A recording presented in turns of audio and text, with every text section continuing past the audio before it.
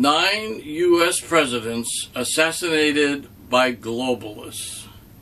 This is the third in a series of articles to crack the mystery that 9 U.S. presidents were assassinated because their policies benefited the people and not the ruthless banking cabal. 4 others were injured but survived. I do not delve into the actual attempts for legal validation, but use my observation, intuition, and my opinion to explore how these men were a threat to the globalist agenda, and the mystery of how they died suddenly and unexpectedly. This time, the subject is William Henry Harrison, the 9th President of the United States in 1841. He was poisoned by either arsenic or roseberry bead, abrin, but most likely arsenic. He died only 32 days after taking office. A New Orleans Skull and Bones deathbed confession confirms this act, and it also confirms the premise of this series that 9 presidents of the United States were assassinated by the globalists. The Skull and Bones moved from Europe to America and clandestinely began assassination operations from New Orleans. And New Orleans was an economic kind of capital, a very active economic area. There is this website, Mardi Gras Secrets, and I'll put that up for you. This website was created December 2005 by Mimi L. Estes, the daughter of Samuel Todd Church, a high-level member of the secret New Orleans Mardi Gras society called the Mystic Crew of Comus. This society, which organized the Mardi Gras festivals in 1857, was secretly a chapter of Skull and Bones. It began as a front for the activity of some high masons, Confederate General Albert Pike, Judah Benjamin, who was a British spy who held in his bank account, his personal bank account in the Bank of England in London, the entire financial treasury of the Confederacy, and also a Mason named John Slidell. And they became later leaders of the Confederacy. Later, a chapter of Skull and Bones was opened at Tulane University Medical School in New Orleans. This Skull and Bones Society assassinated President Harrison, President Zachary Taylor, President James Polk, and tried to poison President James Buchanan, whose vice president was later to become a Confederate general. And that poisoning failed. This group also participated in the assassination of Abraham Lincoln. General Harrison spent most of his career fighting and defeating the British. So let us first review some of the information in Article 1. The name of the Queen of England is not Windsor. That is a name that they borrowed from a castle. This royal family's real name is Saxe-Coburg-Gotha. This is a German name, and this is a German family. This is the German dynasty that financed and sponsored Adam Weishamp's study and creation of a plan to rule the world using debt-based central banking and a corporate monopoly controlled by loans. These agents were called the Illuminati. Weishaupt was actually a Jew who had then worked as a Jesuit for the bloodline bankers, and then later when he retired he continued to be a Jew and not a Jesuit. The Weishaupt plan mirrored the form of the British and Dutch East India Companies, which is a very interesting study if you would have time to look into it. Today, the Illuminati are called the Royal Institute of International Affairs, the Council on Foreign Relations, the Trilateral Commission, the Club of Rome, the Bilderberg Group, Skull and Bones, the Black Nobility, Billionaire Communists, the Black Pope Jesuit Society, and a whole worldwide corporate monopoly that is controlled by loans. So we have circles within circles, not necessarily someone at the top, but they all serve a single bloodline of several families plagued with insanity and megalomaniacs. And they have murdered millions of people over history.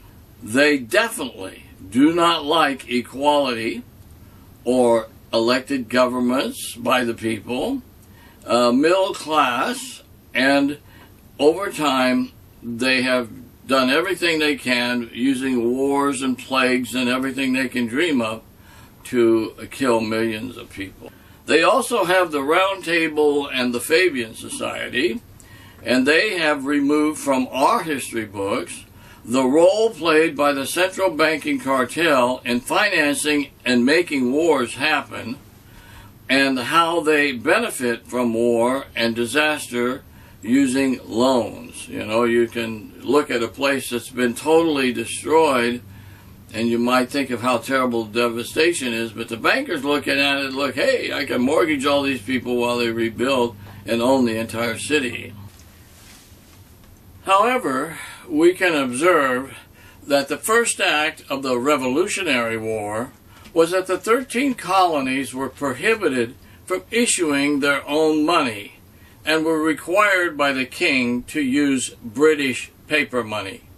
The British Parliament passed currency acts in 1751, 1764, and 1773 that regulated colonial paper money. When the American Revolutionary War began in 1775, all of the rebel colonies that were later to become the states issued paper money to pay for their military expenses.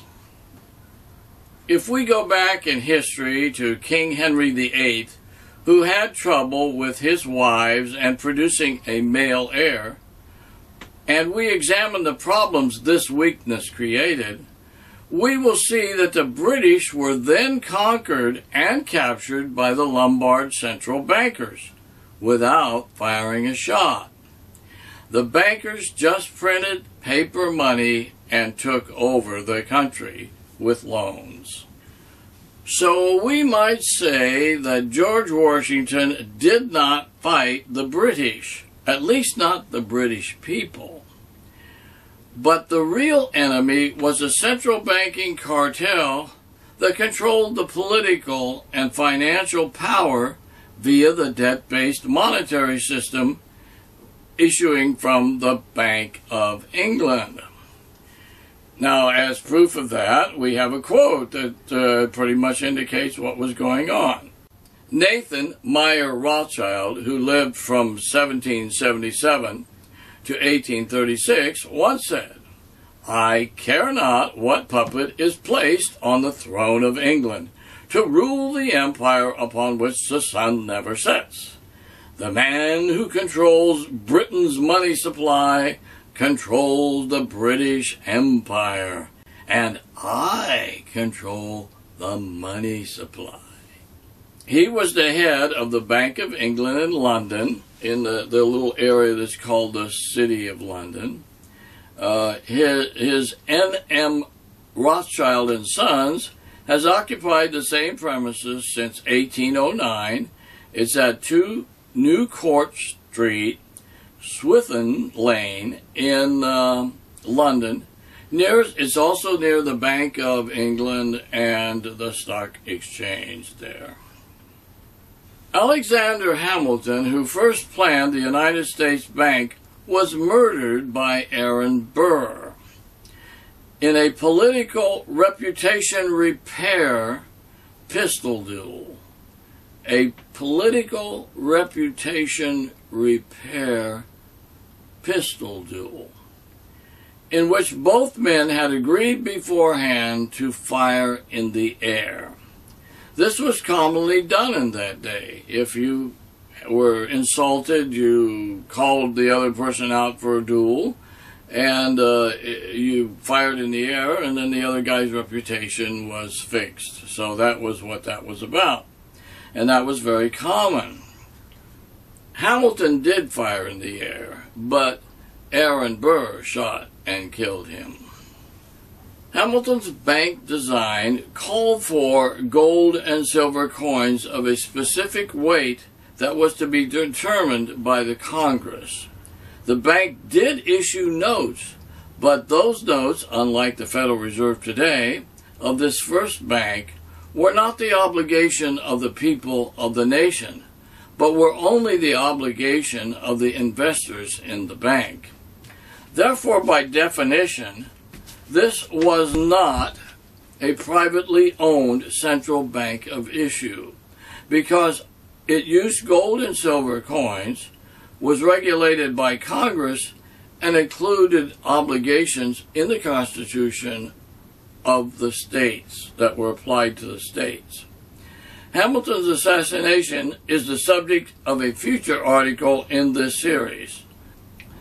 Aaron Burr went on to form what was later to become the Chase Manhattan Bank, and this would indicate that Burr was a powerful globalist agent of his day. After 20 years, this U.S. bank time expired, and with Hamilton murdered and out of the way, the central bankers wanted an all-paper money, privately owned central bank of issue, and they got it from President James Madison, at least for a while. And that was because of the War of 1812, where the British burned Washington, D.C., the capital. But in 1833, President Andrew Jackson called them a den of vipers and thieves and shut the bank down. Jackson said the bank tried to take over the government from him. This is the same way President Harrison viewed things in 1841. That being the case, Harrison was a very dangerous enemy of the Den of Vipers, the bloodline, royal house, peerage-owned European banking cartel. President Harrison's father was a delegate to the Continental Congress, and he signed the Declaration of Independence. Young Harrison lived at a time of high revolutionary tensions with Great Britain. Many Americans correctly blamed the British for inciting the Indian tribes to violence and supplying them with firearms. In response, Congress passed resolutions condemning the British for interfering in American domestic affairs. A few months later, the U.S. declared war on Great Britain, that being the War of 1812. As a military officer, Harrison originally became a hero and first gained national fame by defeating the British-incited Indian tribes at the Battle of Tippecanoe in 1811. As General Old Tippecanoe, Harrison brought an end to the British Indian tribe hostilities in his region during the War of 1812. This concurred with the Battle of Thames in 1813.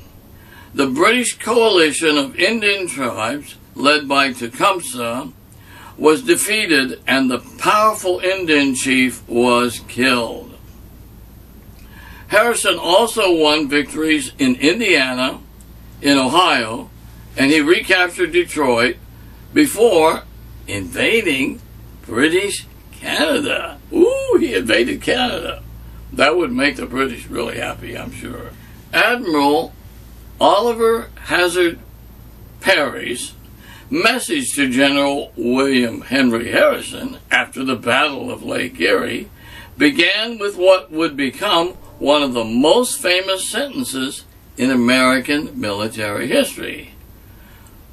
Quote, "We have met the enemy and they are ours." Yes, we have met the enemy and they are ours.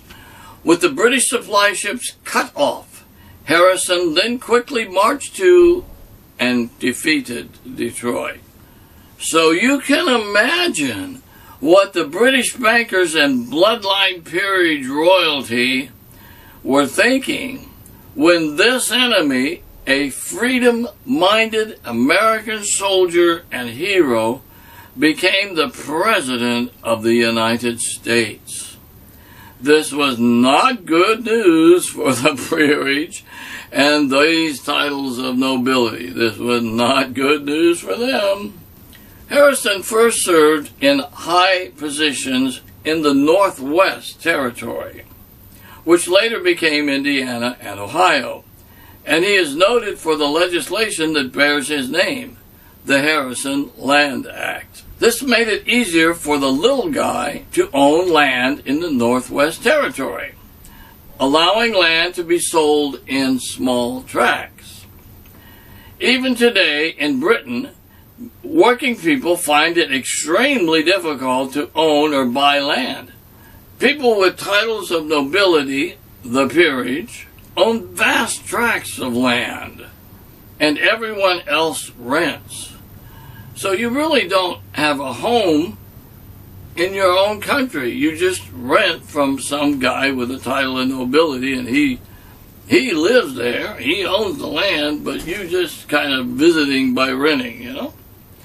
It's still the lord of the manor in many areas of Europe. So this is not a good thing, right? You should own your land and not have to pay property tax, I think.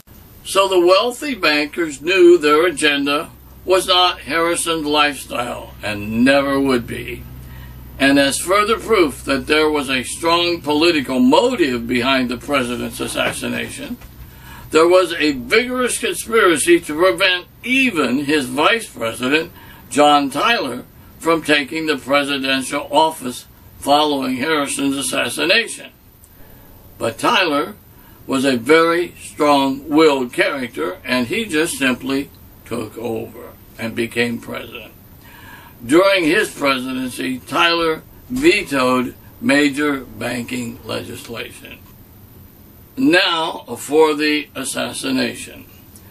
Harrison became ill on March 26. The official story, the fairy tale, goes like this. He was very old, that is 68 years old. To show the people that he was robust and healthy and never a frail man, he went without his overcoat on March 4th, which was very cold and wet. He stood in the rain and gave a long speech, and then rode in a parade. This is historically claimed to be the cause of a cold that resulted in his death.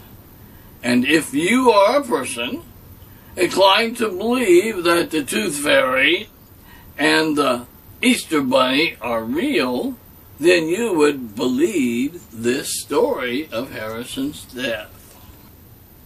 It should seem strange to a serious investigator that it took 3 weeks for this cold to show up. That does not seem like a diagnosis of a doctor of medicine. What I mean, in fact, this cold was not connected to his coatless speech and his parade.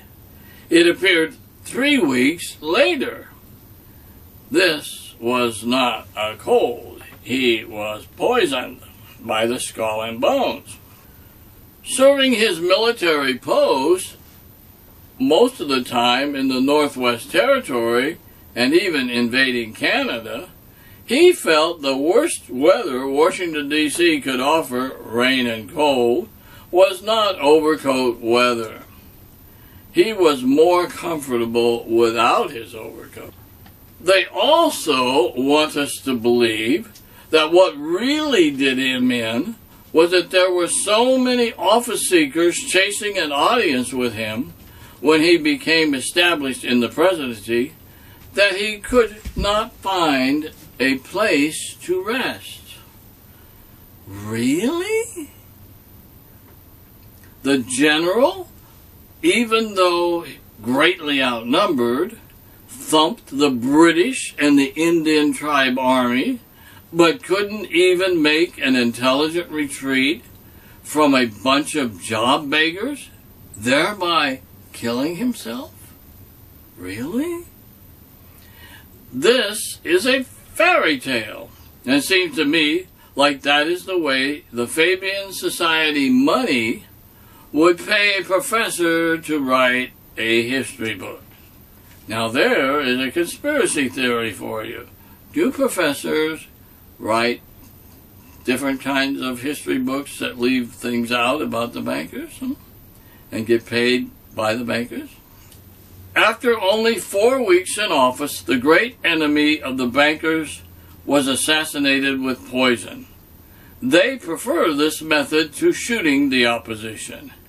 It is more sneaky and it's harder to uncover at that time in history.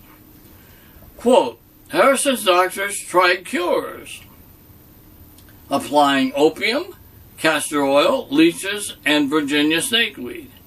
Now, how does that fit your intuition and your opinion? Mine just went through the roof. I can't believe that. The president was murdered. Who had the motive? Where was the motive? Who had the motive? As this series develops, we will come to see that doctors and the victim's own compromised guards play a role in assassinations.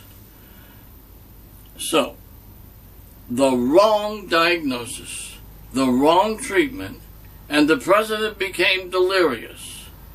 Delirium is a symptom of arsenic poisoning. Also, within a few hours of inhaling a small amount of abrin, better known as rosemary beads by religious folks, the likely symptoms would be respiratory distress, fever, cough, nausea, tightness in the chest. Heavy sweating may be followed with pulmonary edema. This would make breathing even more difficult and the skin might turn blue. The ingestion, though, of abrin would result in hallucinations and seizures. Within several days, the person's liver, spleen, and kidneys would stop working and the person would die. This is a fact. This is something that we can rely on. The doctors claimed that it was pneumonia, jaundice, and blood poisoning. Doesn't seem like they were correct. The symptoms for blood poisoning would be chills, elevated body temperature, fast heart rate and respiration, confusion, and shock. The Virginia snakeweed that was administered could conceal a small quantity of abrin or arsenic that was also being secretly administered at the same time. With the information we have about Skull and Bones and the doctors, we cannot conclude the president died from a cold or from lack of rest. That just is not the truth. There begins to emerge a classic pattern in which the president's doctors willingly or unwillingly become a major factor in the assassination operation. Doctors' treatments made him worse. Doctors' treatments made him worse. This is reliable evidence, a statement from the time. And this is something that we know for sure, that doctors' treatments made him worse. Hey, Doc, either the president dies or you do. The black nobility bloodline does not have black skin. They are called black because they are extremely sinister and unbelievably ruthless when their power is threatened. Vald the Impaler, Count Dracula in the story, is their inbreeding ideal or model, and is their real ancestor. They would not hesitate to kill any doctor who defied them, and who would know. It seems the bankers, coincidentally, were extremely lucky that their worst enemy died only 32 days after becoming president. Maybe a bit too lucky. It seems they get this kind of luck every time we get a president who is for the people and not for the banks and for the corporate monopoly. I would not attempt to take it to a bar association related court. But when we take a close look at how a president dies and whether he represents the people or the banking trust and their corporate monopoly, the story seems to pop out that 9 U.S. presidents were assassinated and 4 others nearly so by the globalists. Those globalists are totally ruthless and have murdered millions of people. When I write an article, I use my observation, my intuition, and my opinion. So please take caution with what you hear.